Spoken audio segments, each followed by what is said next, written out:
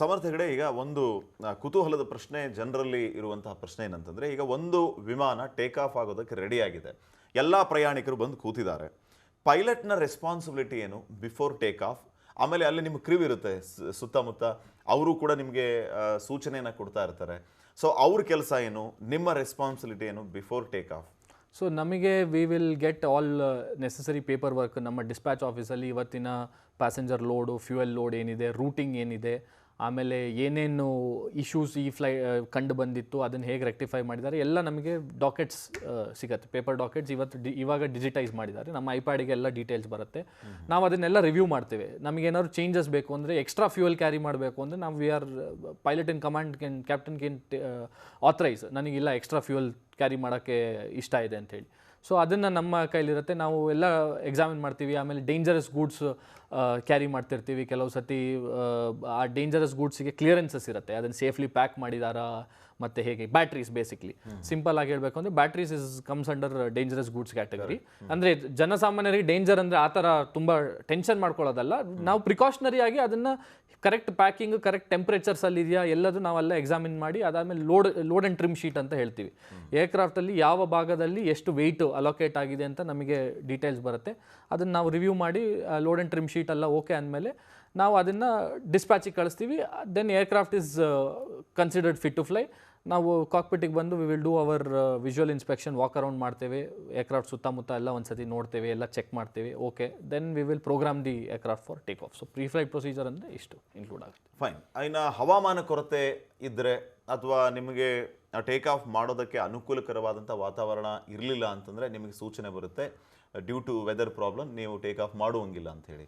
ಇಲ್ಲೇ ನಿನ್ನೆ ಆದಂತಹ ಈ ವಿಮಾನ ಪತನದ ಘಟನೆ ಏನಿದೆ, ಈ ರೀತಿಯ ಕಾರಣಗಳ ಬಗ್ಗೆ ಚರ್ಚೆ ಆಗ್ತಾ ಇರೋದು ಹವಾಮಾನದ ಕೊರತೆಯಿಂದಾಗಿ ಈ ರೀತಿಯ ಸಮಸ್ಯೆ ಆಗಿರಬಹುದು ಅಂತ ಹೇಳಿ. ಇದರ ಜೊತೆಗೆ ಇನ್ನೂ ಒಂದು ಸಮರ್ಥ, ಫ್ಯೂಯಲ್ ಟ್ಯಾಂಕ್ ಸಂಪೂರ್ಣ ಭರ್ತಿ ಮಾಡಿ ಆ ಫ್ಯೂಯಲ್ ಟ್ಯಾಂಕ್ ಬ್ಲಾಸ್ಟ್ ಆಗಿದ್ದಕ್ಕೇನೂ ಈ ವಿಮಾನ ಕ್ರ್ಯಾಶ್ ಆಗಿರ್ಬೋದು ಅಂತಲೂ ಮಾತಾಡ್ತಾ ಇದ್ದಾರೆ. ಸೊ ಪರ್ಟಿಕ್ಯುಲರ್ ಈ ಎರಡೂ ರೀಸನ್ ಬಗ್ಗೆ ತಾವು ಹೇಳ್ಬೋದು? ವೆದರ್ ರಿಲೇಟೆಡ್ ಹವಾಮಾನ ಏನಿದೆ ಅದು ನಮಗೆ ಪೈಲಟ್ಟು ಅಂತಲ್ಲ, ಅದಕ್ಕೆ ಮೆಟ್ರಾಲಜಿಕಲ್ ಡಿಪಾರ್ಟ್ಮೆಂಟೇ ಇದೆ. ಅವರು ನಮಗೆ ಎಂಟೈರ್ಲಿ ಮಿಟಾರ್ ಆ್ಯಂಡ್ ಟಾಫ್ ಅಂತ ಎರಡು ಏನು ಹೇಳ್ತೇವೆ, ಅದು ಎರಡು ಡೇಟಾ ಕೊಡ್ತಾರೆ ನಮಗೆ based on our flying experience. And ನಾವು ಆ ರಿಲೇಟೆಡ್ ಸಬ್ಜೆಕ್ಟ್ಸ್ ಓದಿ ಪಾಸ್ ಮಾಡಿ ಕ್ಲಿಯರ್ ಮಾಡಿರ್ತೀವಿ. ಸೊ ನಮಗೆ ವಿ ಕ್ಯಾನ್ ಗೇಜ್ ಈ ವೆದರಲ್ಲಿ ನಮ್ಗೆ ಏನೇನು ಅಡ್ವರ್ಸ್ ಕಂಡೀಷನ್ಸ್ ಕಂಡು ಬರ್ಬೋದು, ಆಮೇಲೆ ಈ ವೆದರ್ ಕಂಡೀಷನ್ ಏನು ಅಂತ. ಅದ್ರ ಜೊತೆ ನಮ್ಮ ಡಿಸ್ಪ್ಯಾಚ್ ಟೀಮ್ನವರು ನಮಗೆ ದೇ ವಿಲ್ ಸಪೋರ್ಟ್ ಅಸ್, ಹೇಗೆ ಇದು ಇದು ಮಾಡೋದು ಅಂತ. Usually pretty standard. So weather ಅದಕ್ಕಿಂತ ಆ ವಿಮಾನ ಈ ಅಪಘಾತಕ್ಕೆ ಏನು ಉಂಟಾಗಿದ್ದ ವಿಮಾನ ಇದೆ ಅದಕ್ಕಿಂತ 5-10 ನಿಮಿಷ ಮುಂಚೆನೇ 2-3 ವಿಮಾನ ಅದೇ ಏರ್ಪೋರ್ಟಿಂದ ಅಲ್ಲಿಂದನೇ ಟೇಕ್ ಆಫ್ ಆಗಿದೆ. ಸೊ 5 ನಿಮಿಷದಲ್ಲಿ ಅಷ್ಟು ರ್ಯಾಪಿಡ್ ಚೇಂಜಸ್ ಇನ್ ವೆದರ್ ಆಗೋದು ಬಹಳ ಕಡಿಮೆ ಸಂಗತಿ. ಸೊ ಅದು might not be a significant factor.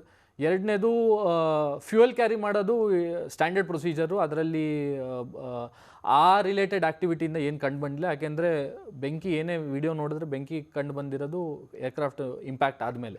So ಅದಕ್ಕಿಂತ ಮುಂಚೆ ಎಲ್ಲೂ as far as video is concerned ಎಲ್ಲೂ ಬೆಂಕಿ ಕಂಡು ಬಂದಿಲ್ಲ. ಸೊ ಅದು ಕಾಂಟ್ರಿಬ್ಯೂಟಿಂಗ್ ಫ್ಯಾಕ್ಟರ್ ಅಂತ ನಾನು ಐ ಡೌಟ್. ಎಸ್ ಸಮರ್ಥ ಹೆಗಡೆ, ನೀವು ಬೀಯಿಂಗ್ ಅ ಪೈಲಟ್ ಆಗಿ ನಿನ್ನೆ ಈ ರೀತಿಯ ಒಂದು ಏರ್ ಕ್ರ್ಯಾಶ್ ಆದಮೇಲೆ ಸಹಜವಾಗಿ ನೀವು ನಿಮ್ಮ ಕೋಲೀಗ್ಸ್ ಜೊತೆ ಮಾತಾಡ್ಕೊಂಡಿರ್ತೀರಿ, ಯಾಕೆ ಏನು ರೀಸನ್ ಅನ್ನೋದ್ರ ಬಗ್ಗೆ ಚರ್ಚೆಗಳನ್ನು ಮಾಡಿರ್ತೀರಿ. ನಮ್ಮ ದೇಶದಲ್ಲಿ ಪರ್ಟಿಕ್ಯುಲರ್ಲಿ 1996ರಲ್ಲಿ ಹರಿಯಾಣದಲ್ಲಿ ಒಂದು ಇದೇ ರೀತಿ ವಿಮಾನ ಪತನ ಆಗುತ್ತೆ. ಅದು ಯಾವ ರೀತಿ ಆಗುತ್ತೆ ಅಂತಂದರೆ, ಒಂದು ವಿಮಾನ ಟೇಕ್ ಆಫ್ ಆಗ್ತಾ ಇರುತ್ತೆ, ಒಂದು ವಿಮಾನ ಲ್ಯಾಂಡ್ ಆಗ್ತಾ ಇರುತ್ತೆ. ಅದು ಒಂದು ಸೌದಿ ಅರೇಬಿಯಾದ ಜೆಟ್ಟು, ಮತ್ತೊಂದು ಕಜಕಿಸ್ತಾನ್ದು. ಈ ಆಕ್ಸಿಡೆಂಟ್ ಆಗಿ ಒಂದು ಟೇಕ್ ಆಫ್ ಆಗೋದು, ಒಂದು ಲ್ಯಾಂಡ್ ಆಗೋ ವಿಮಾನದ ಮಧ್ಯೆ ಆಕ್ಸಿಡೆಂಟ್ ಆಗಿ 349 ಜನ ಸಾವನ್ನಪ್ಪಿದ್ರು. ಐ ಗೆಸ್ 349-369 ಇರಬೇಕು. ಸೊ ಈ ಘಟನೆ ಆದಮೇಲೆ ನೀವು ಏನೆಲ್ಲ ಅನಲೈಸ್ ಮಾಡಿದ್ರಿ? ಏನೆಲ್ಲ ವಿಚಾರಗಳನ್ನ ನಮಗೆ ಹೇಗೆ ಅಂದರೆ, ನಮಗೆ ನಾವು ಯಾವಾಗ ಪೈಲಟ್ ಆಗಬೇಕು ಅಂತ ಡಿಸೈಡ್ ಮಾಡಿ ನಾನು ಎಂಜಿನಿಯರಿಂಗ್ ಮುಗಿಸಿ ನಾನು ಇದನ್ನು ಬಂದಾಗ ನಮಗೆ ಎಲ್ಲ ನಮ್ಮ ಎಕ್ಸ್ಪೀರಿಯನ್ಸ್ ಬಿಲ್ಡ್ ಆಗೋದು ಹಳೆ ಘಟನೆಗಳು, ಹಳೆ ಇನ್ಸಿಡೆಂಟು, ಮತ್ತು ನಾವು ನಮ್ಮ ಮೆಂಟೋರ್ಸ್ ಜೊತೆ, ನಮ್ಮ ಸೀನಿಯರ್ ಕ್ಯಾಪ್ಟನ್ ಜೊತೆ ಇಂಟ್ರ್ಯಾಕ್ಟ್ ಮಾಡಿದಾಗ ಅವ್ರ ಕೆರಿಯರಲ್ಲಿ ಏನೇನು ಎಮರ್ಜೆನ್ಸಿ ಡೀಲ್ ಮಾಡಿದ್ರು, ಈ ಎಲ್ಲ ಇದರಿಂದನೇ ನಮ್ಮ ನಾಲೆಡ್ಜ್ ಜಾಸ್ತಿ ಆಗೋದು. ನಾವು life is too short to make all mistakes. So ಬೇರೆಯವ್ರು ಏನೇನು ಮಿಸ್ಟೇಕ್ಸ್ ಮಾಡಿದ್ದಾರೆ, ಇಲ್ಲ ಬೇರೆಯವ್ರ ಕೈಯಲ್ಲಿ ಏನೇನು ಆಗಿತ್ತು ಅದನ್ನೆಲ್ಲ ನಾವು ತಿಳ್ಕೊಂಡು ಅದರಿಂದ ನಾವು ಇನ್ನೂ ಹೇಗೆ ಉತ್ತಮವಾಗಿ ಪರ್ಫಾರ್ಮ್ ಮಾಡ್ಬೋದು ಅನ್ನೋದನ್ನ ನಾವು ಬೇರೆಯವರ ತಪ್ಪು ಅಥವಾ ಇಂಥ ಘಟನೆಗಳು ನಮಗೆ ಪಾಠ. ಸೊ ಏವಿಯೇಷನಲ್ಲಿ ನಾವು ಏನು ಹೇಳ್ತೇವೆ ಅಂದರೆ every rule is written in blood ಅಂತ ಹೇಳಿ. ಹಾಗಾಗಿ ನಾವು ರೂಲ್ ಏನು ಇವತ್ತಿನವರೆಗೆ ನಾವು ಲಾಸ್ಟ್ 50, 60, 70 ವರ್ಷದಿಂದ ಏನು ಎವಾಲ್ವ್ ಆಗಿದೆ, ಮುಂದೂಡ್ಕೊಂಡು ಬಂದಿದೆ ಹೇಗೆ, ಅದರಲ್ಲಿ ಹೇಗೆ ಅಂದರೆ ನಾವು ಪ್ರತಿಯೊಂದೂ ಈ ಥರ ಒಂದು ಘಟನೆ ಯಾರೋ ಜೀವ ಕಳ್ಕೊಂಡು ಯಾರೋ ತಮ್ಮ ಜೀವ ಸ್ಯಾಕ್ರಿಫೈಸ್ ಮಾಡಿ ಅದರಿಂದ ಬಂದಿರೋ ಔಟ್ಕಮಿಂದ ನಾವು ಇವತ್ತು ಇದನ್ನು ಮಾಡೋದ್ರಿಂದ ಈ ಔಟ್ಕಮ್ ಆಗುತ್ತೆ ಅಂತ ತಿಳ್ಕೊಂಡಿದ್ದೀವಿ. ಸೊ ನಮ್ಮ ಡಿಸ್ಕಷನ್ಸ್ ನಮ್ಮ ಫೆಟರ್ನಿಟಿಲಿ ಇನ್ನೂ we are all under big shock that ಇಷ್ಟು ಅಡ್ವಾನ್ಸ್ಡ್ ಏರ್ಕ್ರಾಫ್ಟು, ಇಷ್ಟು ಅಡ್ವಾನ್ಸ್ಡ್ ಏವಿಯೇಷನ್, ಮಾಡರ್ನ್ ಏವಿಯೇಷನಲ್ಲೂ ನಾವು ಇಷ್ಟು ಈ ಥರ ಆಗಬಹುದಾ ಅನ್ನೋದು ನಮಗೆ ಒಂದು ಕುತೂಹಲ. But system is very efficient. ಅದ್ರದ್ದು ರೀಸನ್ ಕಂಡುಹಿಡಿಯೋದ್ರಲ್ಲಿ ನೋ ಡೌಟ್ 100% ಕಂಡುಹಿಡಿತಾರೆ. ಅದನ್ನು ನಾವು ಮತ್ತೆ ಮುಂದೆ ಅಳವಡಿಸ್ಕೊಂಡು ಅದನ್ನು ಚೇಂಜಸ್ ತರಬೇಕು. ಈಗ ಈ ನಿನ್ನೆ ಪತನ ಆದಂತಹ ವಿಮಾನ ಬೋಯಿಂಗ್ 787, ಈ ಬೋಯಿಂಗ್ ಅನ್ನುವಂಥ ಕಂಪನಿಗೆ ಇದು ಒಂದು ರೀತಿ ಬ್ಲ್ಯಾಕ್ ಮಾರ್ಕ್ ಆಯಿತು. ಜೊತೆಗೆ ಬೋಯಿಂಗ್ ಈ ರೀತಿ ಪತನ ಆಗಿದ್ದು ಐ ಥಿಂಕ್ ಇದೇ ಫಸ್ಟ್ ಟೈಮ್ ಅಂತ ಅನಿಸುತ್ತೆ. ಸಣ್ಣ ಪುಟ್ಟ ಟೆಕ್ನಿಕಲ್ ಇಶ್ಯೂಸ್ ಮತ್ತೊಂದು ಆಗಿದೆ, ಬಟ್ ಈ ಮಟ್ಟಿಗೆ ಪತನ ಆಗಿದ್ದು ಬೋಯಿಂಗ್ ವಿಮಾನ ಇದೇ ಫಸ್ಟ್ ಐ ಗೆಸ್.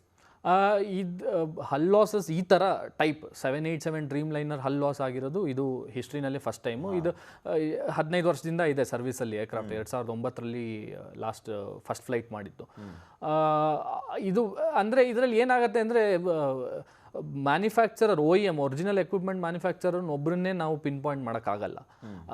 ನಾವು ಕಾರ್ ತೊಗೊಂಡಾಗ ಈಗ ನಾವು ಕಾರನ್ನು ಕರೆಕ್ಟಾಗಿ ಮೇಂಟೈನ್ ಮಾಡಿದ್ರೆ ನಾವು ಕಾರ್ ಕಂಪನಿಗೆ ಏನು ಹೇಳೋಕ್ಕಾಗಲ್ಲ. ಹಾಗಂತ ಮೇಂಟೈನ್ ಮಾಡಿದ್ರೆ ನಮ್ಮ ಚಾಲಕ ಅದನ್ನು ಸರಿ ಓಡಿಸದೆ ಹೋದರೆ ನಾವು ಮೇಂಟೈನ್ ಮಾಡಿದ್ರ ಬಗ್ಗೆ ಮಾತಾಡೋಕ್ಕಾಗಲ್ಲ. ನಾನು ಈ ಪ್ರಶ್ನೆ ಯಾಕೆ ಕೇಳಿದೆ ಅಂದರೆ ಸಮರ್ಥ, ವೆರಿ ಹೈಲಿ ಅಡ್ವಾನ್ಸ್ಡ್ ಇದು ಬೋಯಿಂಗ್. ಹೌದು, ಅತ್ಯಾಧುನಿಕವಾಗಿರುವಂತಹದ್ದು, ಪ್ರಯಾಣಿಕರಿಗೆ ಆದ್ಯತೆ, ಪ್ರಯಾಣಿಕರು ಇದನ್ನು ಹೆಚ್ಚು ಪ್ರಿಫರೆನ್ಸ್ ಕೊಡ್ತಾರೆ. ಸೊ ಇದರಲ್ಲಿ ಹೆಂಗೆ ಈ ರೀತಿಯ ಸಮಸ್ಯೆಗಳಾಯ್ತು? ಅದೇ ಇದು ಓನ್ಲಿ ನಮಗೆ ಉತ್ತರ ಸಿಗೋದು ಹೇಗೆ ಅಂದರೆ ಇನ್ವೆಸ್ಟಿಗೇಷನ್ ಮುಖಾಂತರ. ಸೊ ಮ್ಯಾನುಫ್ಯಾಕ್ಚರ್ ಬಗ್ಗೆ ನಾವೇನು ಮ್ಯಾನುಫ್ಯಾಕ್ಚರರ್ ಬಗ್ಗೆ ನಾವು ಈ ಹಂತದಲ್ಲಿ ಹೇಳಕ್ಕೆ ಆಗಲ್ಲ. ಆ್ಯಂಡ್ ಅವರು ಕೋಆಪರೇಟ್ ಮಾಡ್ತಾ ಇದ್ದಾರೆ ಇನ್ವೆಸ್ಟಿಗೇಷನ್ಸ್ ಜೊತೆ, ಬಿಕಾಸ್ ಅವರಿಗೂ ಅಷ್ಟೇ ಕುತೂಹಲ.